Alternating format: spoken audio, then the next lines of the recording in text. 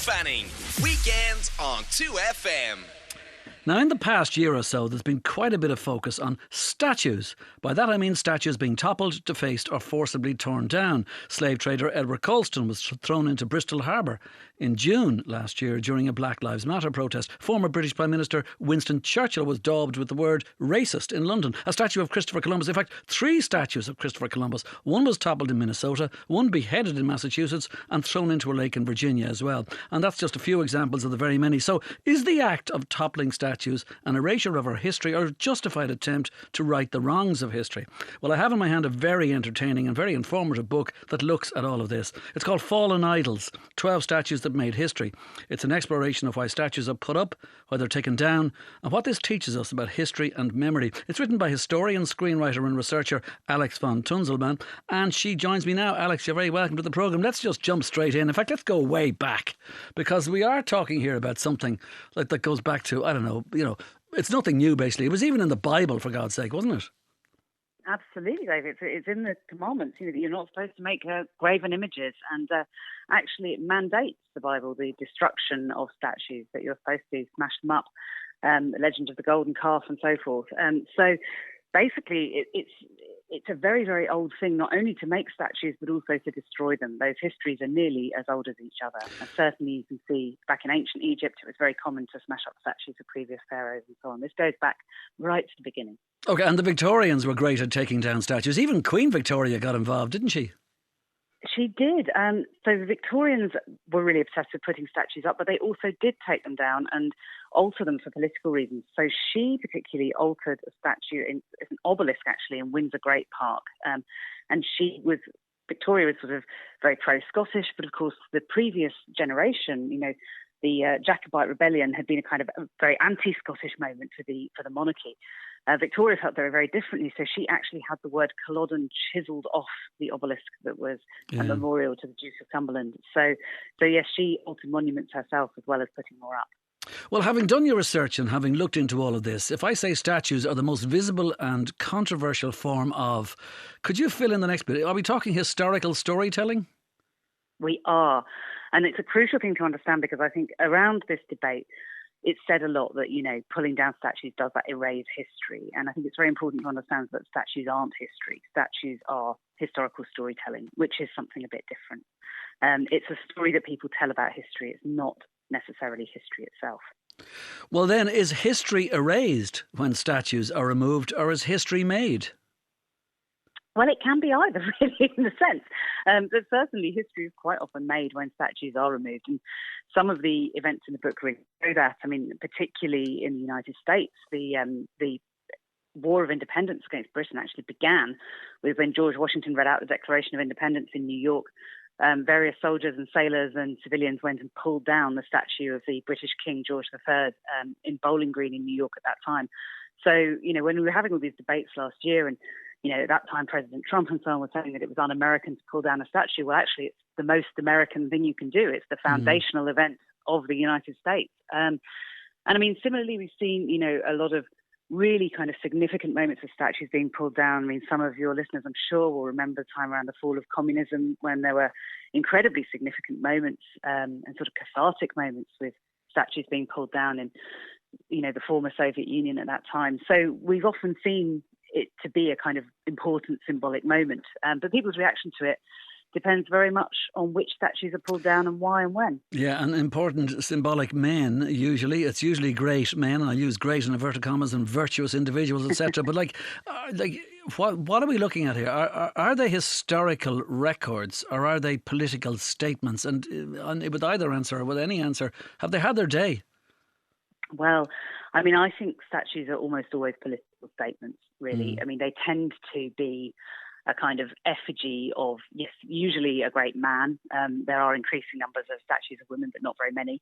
And certainly historically, the overwhelming majority of them were of men, particularly, of course, in the West, white men.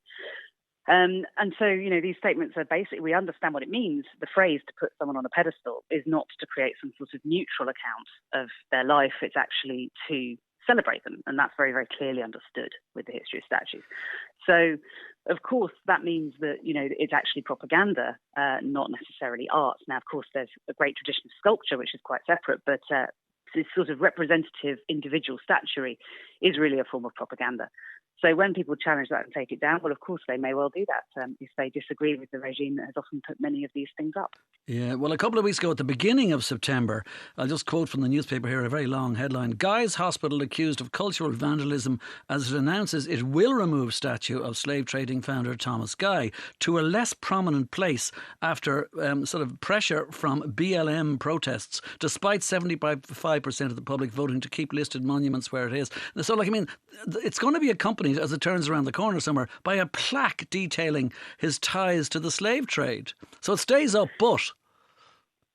Yeah, it stays up, but with a bit of context. I mean, that's something that people have tried quite a lot with some statues, is to add plaques or, add some kind of alteration or context. And I think in some situations, perhaps that works. But generally speaking, I think the plaques are not very successful. People tend not really to read them. It happened a few years ago where in the United States, in Virginia, somebody put up some statues of World War II leaders. So they had Churchill and Truman and Roosevelt, and they also had a bust of Stalin that they put up among those Allied leaders. And it did have a plaque on it saying, Stalin actually killed lots of people and we're not celebrating him. But actually, nonetheless, the plaque made no difference. Nobody read it. In fact, it caused enormous offence and people were very upset about it and did see it as a celebration. It did have to be removed and it's not been seen since. So what you can see from that is that actually people often don't really read plaques. People do understand the statue as a celebration. Sometimes I think moving it can help to a different location that doesn't seem celebratory. And there is a big thing at the moment about possibly moving many to museums and places like that, which probably aren't big enough to hold them. But I'll get to that in a minute. I just want to quote you this Robert Musil guy who says, "There's nothing in this world as invisible as a monument." I mean, in many ways, like we pass statues a lot, all the time. It's like some bloke sitting with a hat on a horse or whatever. If you asked 100 people as they passed by, who is that guy or what it's celebrating, would I be right in thinking that in general 95% wouldn't have a clue? I mean, at least. Yeah, at least, exactly. Time, I would say. I think they become very invisible, and that's one reason that I think even people who are anxious about preserving statues as part of heritage, and for people that are anxious about keeping them up and spreading messages that they don't like. Perhaps a solution that everybody could get behind is this idea that has been done in a lot of, for instance, former Soviet Union places and so on, of moving the statues to a sculpture park. I mean, a museum's tricky because, as you say, museums do not have space for a load of statues. But moving it to an outdoor park can be fantastic because you can put lots there and then people actually go and look at them, as opposed to if they're sitting on some traffic island, as you say, the vast majority of us will walk past and totally ignore the thing. So in a way, it gets more looked at if you move it to a sculpture park or somewhere where it's actually in a context. Exactly. By the way, we are talking to Alex von Tunzelmann, which is Fallen Idols is the name of the book, 12 statues that made history. And I said earlier on, it's very entertaining, very informative, and it's very funny in places. Just let me just quote a few things. And in fact, one of these quotes, I'll give it so you don't have to say it, which is the first one is the Dominican Republic, Rafael Trujillo. He's got a huge white monument to his male member, and he was killed by the CIA in 1961. There's also the city of Hamilton in New Zealand. They removed a statue of its namesake, Captain John Hamilton. Maori elder pointed out that he was a murderer's arsehole. And then finally, there's also the Little Mermaid in Copenhagen. Racist fish is put on it. What do we take from all of this, Alex? Well, I think the graffiti on the Little Mermaid calling it a racist. That was a prank. Was probably a joke. Yeah. I think someone was having a bit of a laugh in in regard to all the different alterations that were going on. Don't think anyone particularly objects to the Little Mermaid statue, but I think there was this kind of extraordinary wave last year of these sort of pulling down or altering or defacing statues in various ways, and that was something fascinating because although that has happened quite a few times in history, we've seen events like the French Revolution or the English Reformation where lots of statues have gone at once, or the fall of communism. It's never really happened globally like that before. That's something that was quite different about last year, is that it was happening everywhere at once, not just in one place. So it did, all go, people were very worried about it spinning out of control and so on. And we can see it is still going on now. There are still statues being pulled down or taken away or altered quite regularly, even in the news now. Well, when you just the amount, for instance, they can either be, the people involved, admirable virtues or sinister propaganda, whatever it is. There's some great art there, some very cheap and ugly as well. But are there seriously nearly 12,000 statues, or at least monuments, to Kim Jong-un in North Korea? That's right. I think probably, I mean, it's very hard to tell exactly how many statues there are in North Korea because, information is tricky. So people have tried to reconstruct it off kind of Google Earth and off satellite maps and so on. It appears that there are thousands and thousands of outdoor monuments to Kim Jong-un and to various kind of Kim dynasty figures. I mean, and, I think probably from what I can work out that it's the highest density of statues of a leader anywhere in the world right now. Now, again, I think when that, one day that regime does fall in North Korea, probably a lot of those will be taken down and probably a lot of people won't be particularly sad about that happening.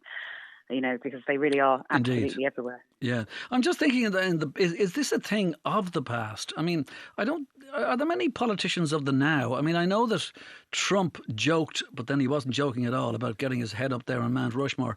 But I'm just thinking, it doesn't seem to be, what it is, it seems to be very good for, loads now want to engage in a debate and educate themselves about history. It's not really a happening thing now, is it? Unless you're, Ronaldo or Phil Lynott here in Dublin from Thin Lizzy or Billy Bremner in Leeds or Diana. Yeah, well, there has been this sort of trend towards more statues of, lesser sort of politicians or so on. And much, there are more, I think, going up of pop stars and so on and of, sort of cultural figures. And I think those, in a sense, work much better. They tend to be more popular with people because I think they're just less contentious. It's less sort of propaganda and more than actually just something that people are quite fond of. So, but they do vary, of course. Yeah, but I mean, in the last 20 months, if we're talking woke culture, cancel culture or whatever, do you think it is that thing I just mentioned there, that it is good for people wanting to engage in debate and educate themselves about history?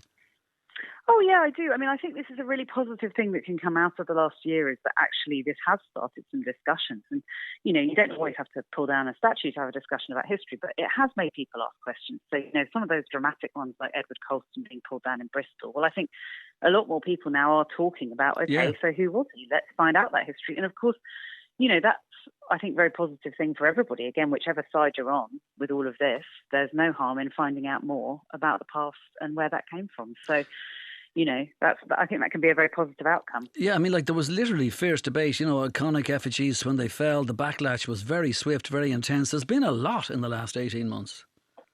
Yes, and I mean, this is, something that kind of I tried to write the book really to address is this idea of this culture war that, people are kind of on one side or the other, that, younger progressives want to take statues down all the time and older conservatives want to keep them up. And actually, one of the things I was really keen to show is that those positions are not consistent at all in history. So, I mean, even if you go back to just, not a million miles away, 2015 in the Ukraine, when lots of all the statues of Lenin basically in Ukraine were taken down at that point. It was called the Lenin Fall, this very dramatic event.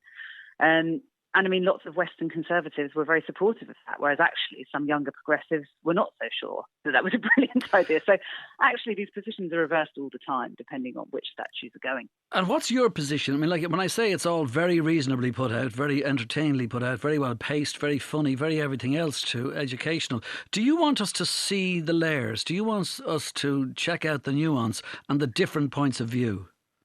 I really do. I want people to engage with it more meaningfully. So I don't think it's a question of just saying, right, one answer fits all, take them all down or keep them all up. I think actually I want people to engage with these things, as individual objects. And I think local communities really should have the right to decide whether something stays or goes. There's absolutely no reason you have to keep it or get rid of it if, depending on how the community feels. And I think different communities will come up with different answers to that question, and that's perfectly all right.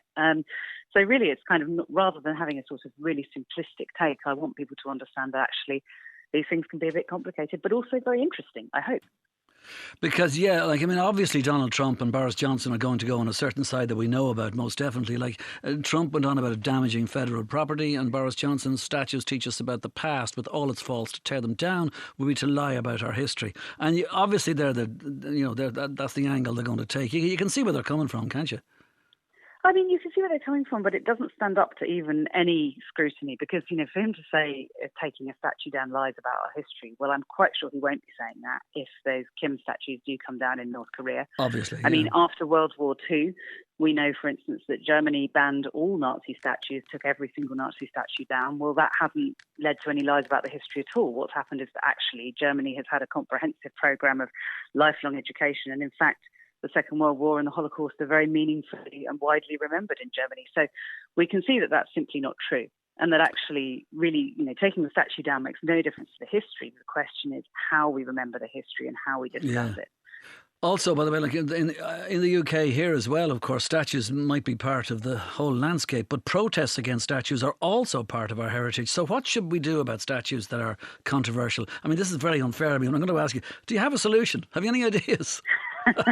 Well, I don't think there's a one-size-fits-all answer. I do think there are some quite fun compromises. I mean, as I say, I'm quite in favour of these statue parks, kind of places that you can put lots of unwanted statuary in. You can contextualise it and visit it. It can be a great family day out. So there's one in Delhi, one in Moscow, one in Budapest that people might have seen. I mean, and they're quite amazing actually and fascinating, I think. But I also think that there have been some very clever alterations of statues that are possible. Well, yeah, the biggest alteration surely is the Bow Street Church, the East End tradition since 1882, where red paint was put in the hands of William Gladstone and then scrubbed off and then back the next day again. And it's really kind of a statement for women who fought for better conditions. It is. That statue was put up by the owner of the Bryant and May match factory.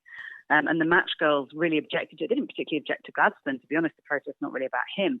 It was about them being overcharged in their wages to put up this fancy statue, really to glorify yet another Victorian white male patriarch. So, it turned out, in fact, that their pay hadn't been docked for this, but they were so angry about it that initially what happened is that the match girls actually staged a protest around the statue and cut their hands and bled onto the statue, apparently. And so this is now remembered in the East End, so that statue always has its hands painted red. And now and then, the council scrub it off and then it's always red again, basically by the next morning. So, that's now been maintained for well over 100 years. And I think that's part of a tradition too. You can also say that actually that statue is much more interesting because it was a pretty ordinary statue of Gladstone and it's fine.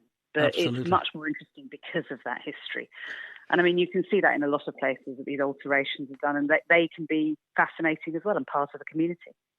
Indeed. Well, listen, Alex, it's been a real pleasure. Let me just get the full thing. First of all, you're going to be appearing at the Dublin Festival of History. The Dublin Festival of History is opening this coming Monday, the 20th of September. Will continue for 3 weeks with a mix of in-person and online events. The Fallen Idols event, which is what we're talking about here, is happening on Friday, the 1st of October at 7 o'clock till 8 o'clock, and advance registration is required. See dublinfestivalofhistory.ie for the full details on how to register and for the festival programme itself. So Fallen Idols, 12 Statues That Made History is the book. Alex von Tunzelmann. Alex, thanks so much for talking to us on the programme today and enjoy yourself in Dublin next weekend. Dave Fanning, weekends on 2FM.